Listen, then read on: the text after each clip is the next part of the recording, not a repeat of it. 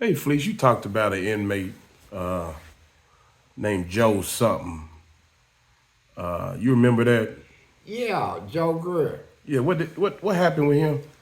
Well, Joe Greer, he's a white guy, but he was one of them tough ones.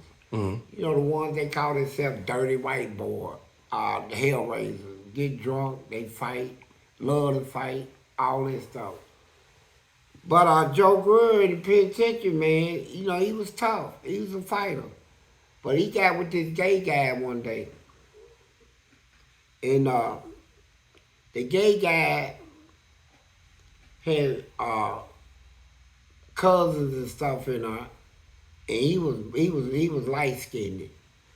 So they get under the bed. See, back then when you get in somebody's cell, you know, like we living in a time now where they against homosexual stuff in the penitentiary system. The guards be trying to catch you, to take you to the hole. So to some people let the doors open, and then the inmate come in your cell. And when the door is shut, they hide up under the bed. So when the guards come through making rounds, he'll leave the wall. He only see you set. You know, he don't know nobody's under the bed. And when they have 12, 15 let in, all the doors open again. And he come out and go back in his own cell. And y'all be in there having sex. So he came in Joe's cell. And Joe just like, they went up under the bed. They got blankets over the bed hanging to the floor where you can't see. So Joe got in there, got under the bed, and was screwing him in the butt. This black inmate, light skinned. Well, the inmate leaned his head back and told his white man, kiss me. Joe went off. He went off, pulled out of him, and they were fighting up under the bed. I mean, it got so bad that Joe got out from under the bed, went over, grabbed his neck bag, and pulled out a pipe, a steel pipe, and was beating this dude. And pulled him out from under the bed and beat him. I'm talking about, the guard happened to come by and say, oh my God, call all the guards. They got him out of just before, he was almost near death. Now, his cousins, they heard about it. The black dude. Well, we gonna get this white dude. Now, all the white dudes that Joe was cool with, the dirty white boys, they call themselves the fighters. Mm-hmm. They sending notes over telling Joe in the hole that, man, you come out of the hole, man, all these blacks is gonna try to come and get you. But, we got all the white guys, we gonna ride with you. So when the black guys heard that his people is gonna be there when he gets out of the hole, both of them, they gonna, so here come other blacks say, man, we in it. Whatever happened, man, we in it, man.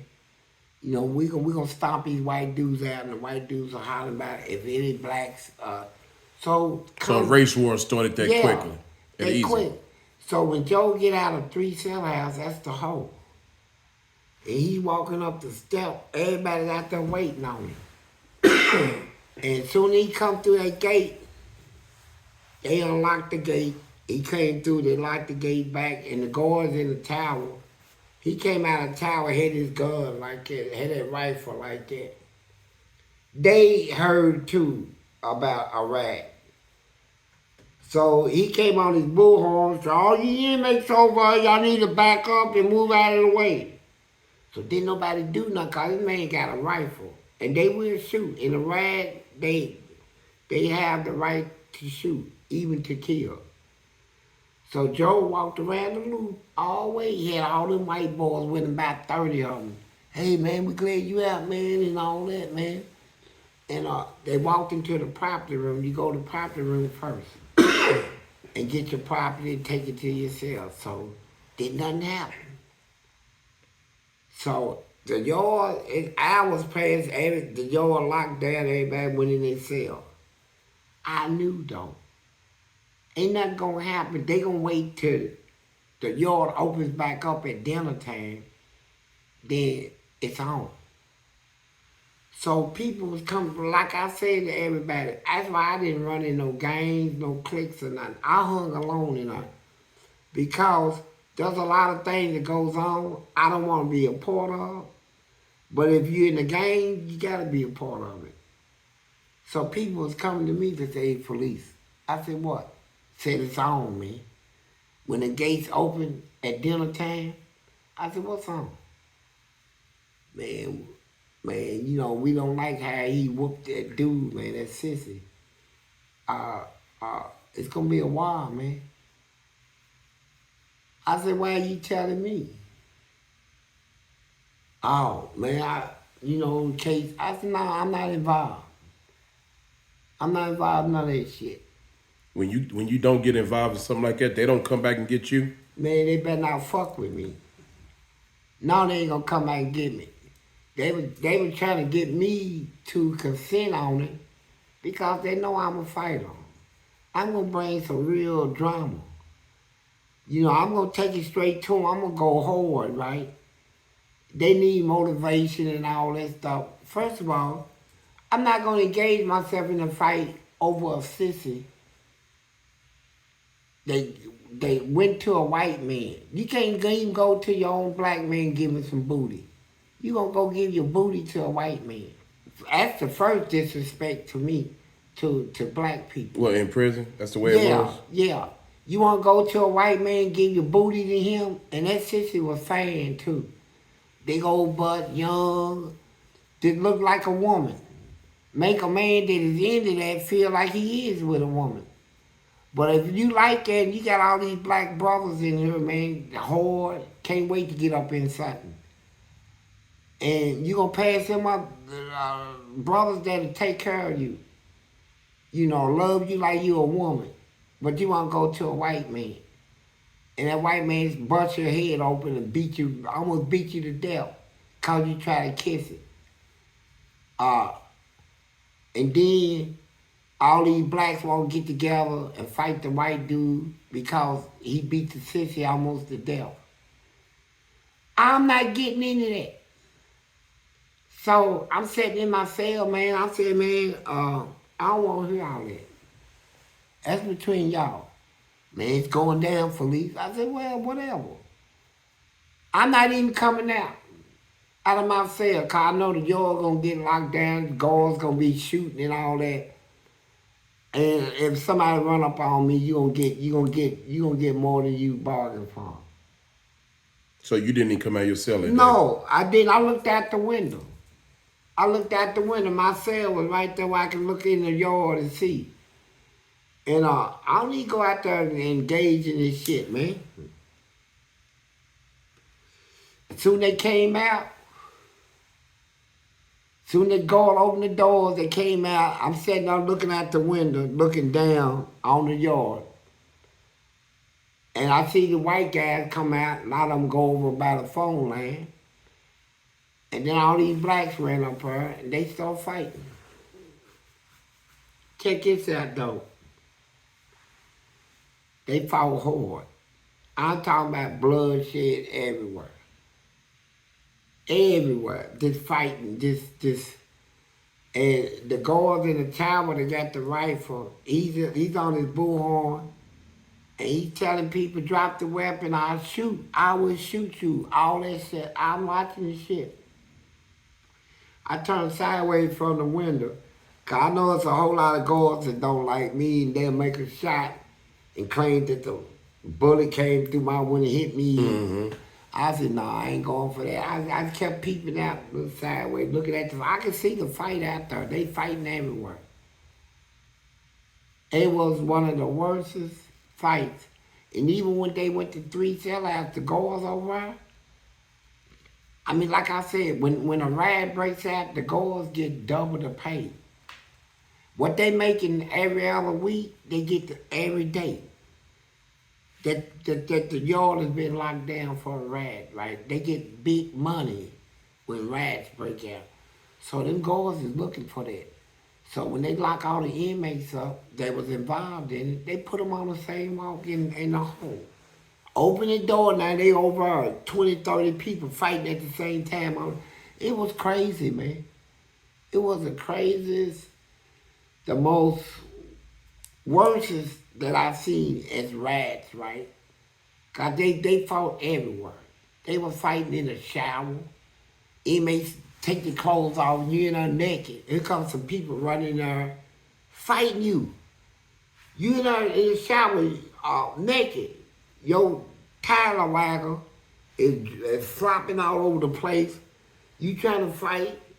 These guys got shoes on and shit. They ain't out the showers running. You fighting, then somebody grab you, y'all go down to the ground, and you butt naked. You butt naked. Somebody's fighting you. They had about 20 fights in the shower, and them guys in there was naked. White guys. Black dudes on top of them, fighting them and stuff. And white dude got on top of one black dude and was hitting him, and he's butt naked. The white guy's naked. Soap dripping off of him, all this stuff. Then they was fighting in the legal office, throwing law books and stuff, fighting in the pool house, pool balls breaking out windows. Man, it was crazy. How do they stop? I mean, how do you have to send everybody away from there? Now what they do is the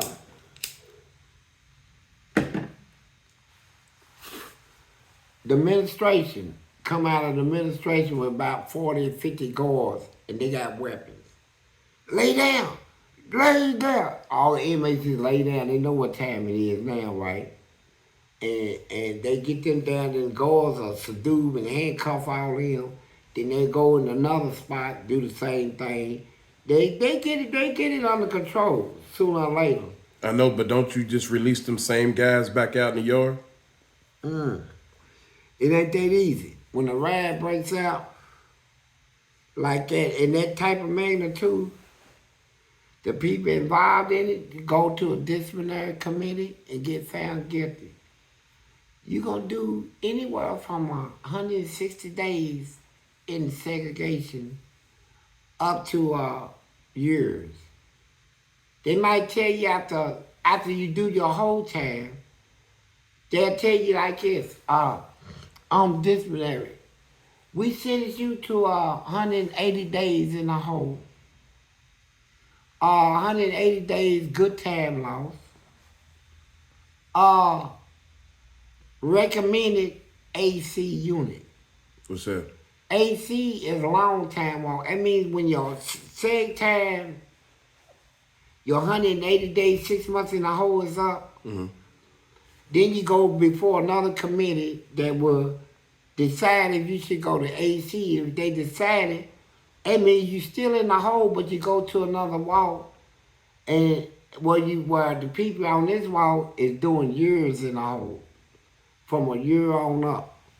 So AC is when they gonna extend your whole time from 6 months to, you do your 6 months, you clear. You still in the hole. Now you gotta go through AC, and you gotta do a year or two in the hole. See, that's wrong, because it's being punished twice for one offense, for real. You know, I never thought about it till now. I never have, but it's being punished twice for the same offense. So is the turnaround so heavy in there that after someone goes through that type of punishment, the guy they might have stabbed or might have stabbed them is probably gone? Well, not necessarily. Because because you stab me and then I get back out, don't I have to avenge that? No. Here's how they do it in prison. A lot of people, unlike me, I can do whole time. I can do up to whatever in the hole. Yeah, you did with 12 years. Yeah. Most people can't do it. 1 year almost destroys a person in a hole, in prison. When they get close to getting out, They getting letters from inmates all over the prison that is their friends, and they tell them, man, I get out tomorrow, 3 days. People be waiting on them. And when they get out, they don't want to go back. They do not want to go back. It ain't no getting out of the hole trying to seek vengeance. Only people like me do that shit. Majority of the inmates, they get out of the hole. Getting out of the hole is like getting out of jail. Who wants to go back to jail soon as you get out? You know, that's how they look at it in prison. The hole is like jail. The yard is like the free world, the streets. You know, now you go get your property, get your TV, get your PlayStation, get all your food and canteen, go back in your cell, and in the hole you take showers every other day. On the yard you can take them every day. You know, it's a big difference. So when people get out of the hole, they try to stay out. It's very seldom they seek vengeance unless it got to be something you just got to, you know. And we don't get them cases a lot. You was telling me about if they really wanted to calm down crime and take care of people, they would just make all prisons supermax. Well, I'm the worstest prisoner ever came through the Kentucky correction system. Nobody ever fought him the way I fought him. I'm the number one bad boy of correction. But you know, when they was trying to seduce me, control me, and they was building special cells for me, this is a destruction-proof cell. This is it. This is that. And my lawsuit that I have win, the $200 million against corrections, made them build a supermax prison. And so they wanted to show me, hey, Fleece, this is what your money. They put me back up. I got to tell you that they had the right one. They just didn't know it. I caused some disturbance back there, but They were breaking you and didn't know it. I couldn't cause the disturbance. See, like in 3 sellers, I always kept duty. Mm-hmm. People sent it to me in cups. So, and the supermax, you can't get that done. You can only probably throw feces maybe once, and they can cut you down on that. Well, you can't even really touch them out there. They'll never feel it. That supermax they built cuts out everything, cuts out fighting, cuts out me when I used to get all the drugs and weed through the regular. So they don't come out of their cells? They don't come out for nothing. Supermax is designed to where they don't even have to come in your cell to seduce you. They can seduce you at the door. They can feed you without you touching them. How you take showers? They can bring a shower to your door. Or by a buggy, push it up, lock it to your door. It only lasts for 10 minutes. So you jump in there, take a shower, and you jump right back out in your cell. 10 minutes, water turn hot, cold, cold, hot, cold, hot. You be jumping around in there. But you still, you got a sink and toilet in your cell where you can wash up at the sink if you really want to. I thought they were supposed to let you out for an hour a day. Well, they do at Supermax. But look. Into a cage I see on TV? Yeah, they got a cage. They got a cage, like a dog cage. You go straight like to that. Like a kennel. You ain't around nobody. You ain't around to even mingle with nobody. And you can't even talk to nobody. And you out there by that was it. How long was you out there? I put on a big front out there, try to make them think that it's no different from 3 sellouts. But it was. Yeah, it was a big. Right there would have set me. I was done victory. They didn't even know they had victory over me right there, and couldn't even see it, and sent me back to 3 sellouts where I can do all the stuff that I did, right? Because I told him, I said, as long as y'all keep me out here in this supermax, I ain't gonna eat. I ain't eat nothing. That's when you went. No, Oh, that was another time. They okay. already know I went 21 days. They know when I get like that, they know I'm gonna do it. They put me back in 3 sellouts. I couldn't. Hey, they had victory and passed it up.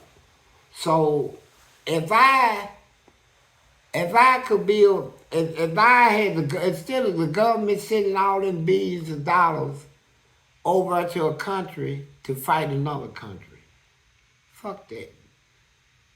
I go through these states and I tear down all the prisons.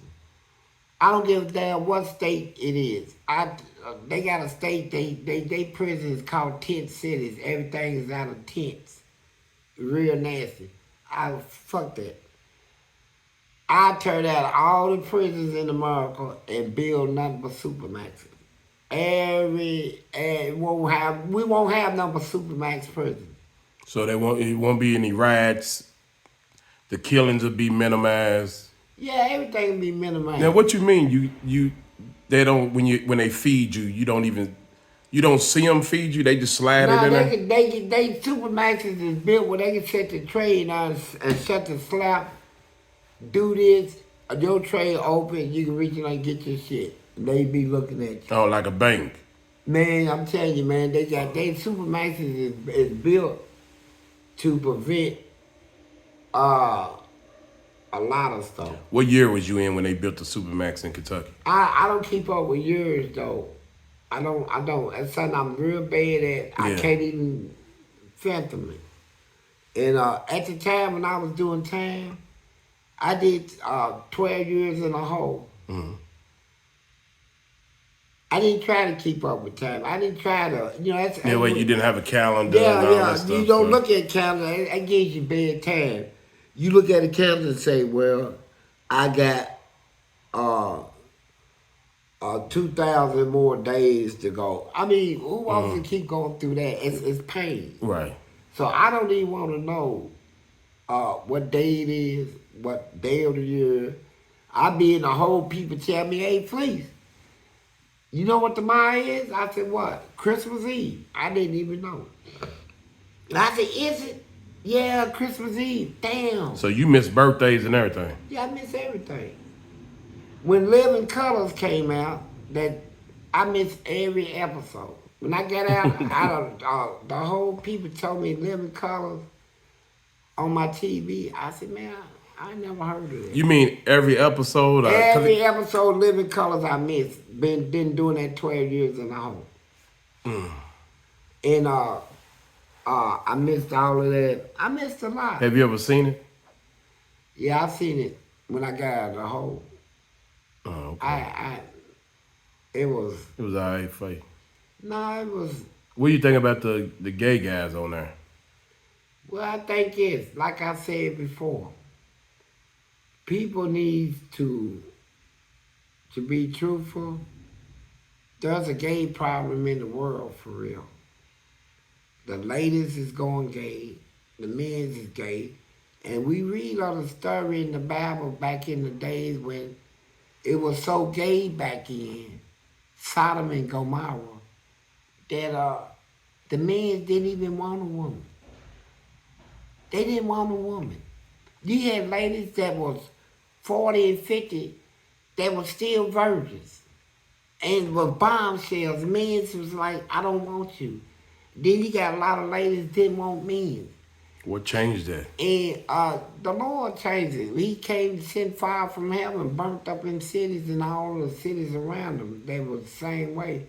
They were so gay that if you walk in their town or city, people be men sitting on the porch, see somebody new come in, say, oh. A new man. Yeah, they gonna go right, I gape you. They gonna gape you. Grape. Grape you. Yeah. Grape you. And so that's when them angels came down and they told Abraham them, they said, look, get your stuff and your family, get out of here. The Lord sent us to destroy these towns, these homosexuals, right? Abominations. And so in the Bible, they call people like that strange flesh. So I done been through that. I done did some gay stuff in my life. So I'm able to speak on it. How do I feel about the gay life? It's a nasty life. It's something that people shouldn't do. A man should be a man, a woman should be a woman. I mean, it's just the design of God come from heaven decree. It's something that even without that, we should know common sense stuff. But what happened to me and what got me off into that light happened at a young age, which is in my book. But at the same time, can't nobody gay tell me. You can't voice your opinion. Have you ever been? Yeah, I have been gay. Can't none of them out there tell me nothing. I done been in that life. I done did it. I know what it's about. I know everything about a gay life, and it's a nasty life. It's not worth living. My opinion. And that's the true opinion. It's not good. It's not good for the person, the soul. And gay people is different. See, I tell people about sin. Sin has layers. Ain't no sin just a sin. Sin has different layers. Like, you can be gay, and you can go from, okay, just taking it in the butt. That's the first layer. You continue on in your gay relationship, now you giving head and taking it in the butt. That's the second layer. Then you keep going on to the gay activity. Next thing you go to the third layer, where you doing practically anything. You're not only taking it in the butt and sucking them, but now you licking the butt with your tongue, somebody's butt. Okay, that's the third layer. You go to the next layer. It gets. Next thing you know, you're doing it in the open. You don't care who sees. You know, you're doing it right in the open. You're looking people right in the eye while somebody's pumping you. That's the fourth layer. You done got shameless, right? And then, no matter what people think about gay people, I know a lot of gay people is clean. They wash that. Man, gay people is nasty. I tell you that because I know the life. I lived it. You know, I worked in the kitchen. I did all the good things. You know, but you got gay people that would go in the corner and do whoever they lover is, suck him off, or give him some blood, or they suck him, or he suck them, and go on back and fix your sandwich as if they ain't did nothing. Prepare your drinks like they ain't did nothing. You know, you got a lot of gay people I see on TV, talk show hosts, and stuff like that, and they gay. I know they gay. I know it. They know it. And yeah, on TV they respectful. Got a suit on, got a tie, shirt, all that. They drink. Sometimes they drink, but you don't know the behind the scenes stuff. So I done lived that life, so I can speak on it. If I say they nasty, they nasty. That's a nasty life for anybody to live, especially a man trying to be gay, right? It's a nasty life. It's a nasty, nasty life, period. Let's go to the sixth layer. Okay, somebody doing you in the butt. A lot of times you're going to run across gay people that is clean. You poke them, pull it out. Your tatawaka is clean, but you're going to run across some. You pull it out, you're going to have duty all over your stuff. Is that clean or dirty? It's nasty. Then you got some gay people that know they clogged up and let a man stick it in them and pull it out, and he got duty all over it. That's nasty. You can go take a shower, put on some clean clothes, and go sit around a company of decent people. Oh yeah, talk all this stuff, and earlier you just When you look at it, like I said, God would judge a lot of stuff, but I can speak on gayness. Maybe that's why God allowed me to go through everything I went through, so that I can stand in front of everybody and tell them, whatever you done, I done did.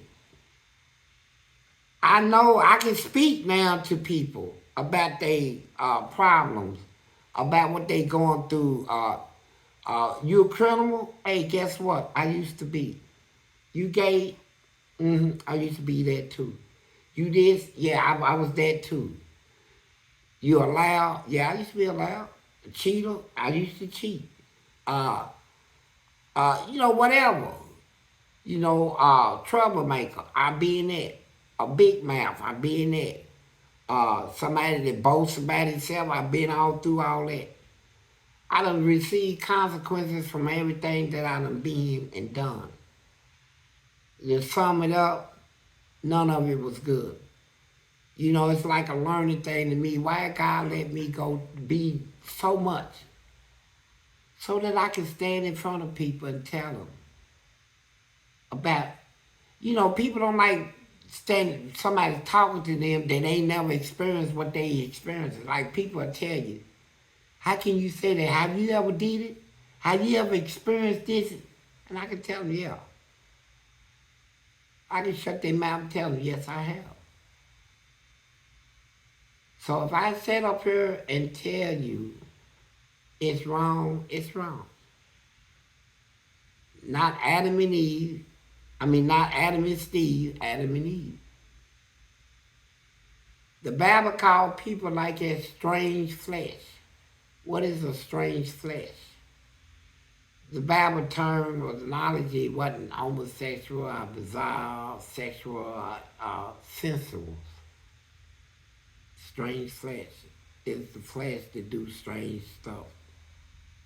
Things that is not normal, that you as a human shouldn't do. I went through my Chrome. I wanted to see what people was actually doing out here in society. I went through every country, on the triple X rated sexual stuff.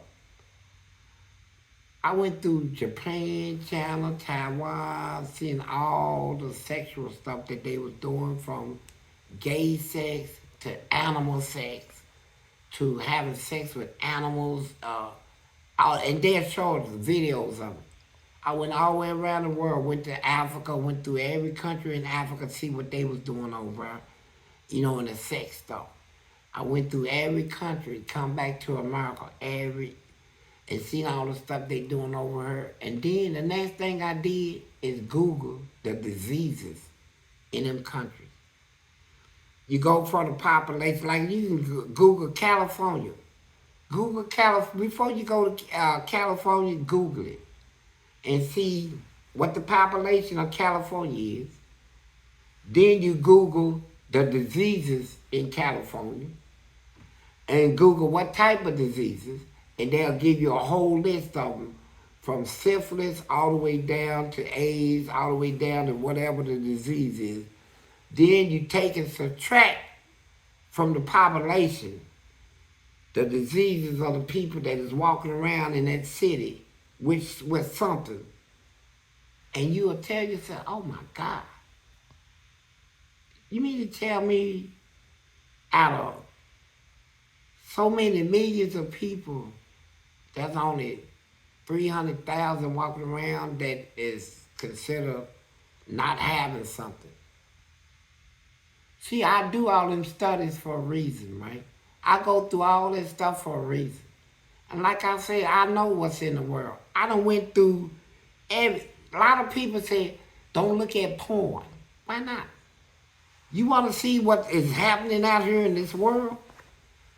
You'd like to walk outside and have a fantasy that, oh, people don't do this. People don't do. Go through the porn thing. Google bestiality, where they doing things with animals, and see how many countries is doing it. I went all around the world with it. Ladies having sex with dogs. Let me give you a statistic. Right here in America, there's over 13 million. 13 million ladies. 13 million that's having sex with animals. Dogs. 13 million ladies. And they'll show you the video. You can sit there and watch the dog get up and behind him, get up in him and do all that. I said, damn. I go through each state and I said, I wonder if they got bestiality in Kentucky. So, same thing. They show videos, ladies getting on their knees, dogs getting up in back of them, licking them and getting up in them. I said, but a lot of people out here in society don't even know this stuff exists. They don't know people with these pets is doing this stuff. They don't know what's going on. So I leave the sex thing. While I'm in the sex thing, I go into the lesbian thing. I want to know how many lesbians is around. What type of ladies they get. And videos will show me and I'll be like, that's how they do it. So I leave that. I go to the older men and younger women. I look through all that. And then I go through races. Black female lesbian. Black ladies that do bestiality with animals. Black ladies with objects, dildos, and that stick stuff up in them. I go through all that. So I am educational. Able to sit here and voice opinions on anything going on in this world. I done been all over the world on my internet and YouTube for that reason. And so I'm here to tell you, that's why I feel free when I get up here and tell all my secrets. I feel good about it because you know what? I done been around the world, I done seen everybody's secrets. You know, so if I tell mine, who can speak against me? Look at what you doing. Look at what they doing out here in society that people don't think is being done. I feel good that I don't have nothing in the closet, nothing to hide, nothing that I'm afraid that somebody would find out about me. I don't have any fears. I put it all out in the open. So I'm telling all of y'all, hey, you know what? Congratulations. If you want to walk around with your closet full of skeletons, it's on you.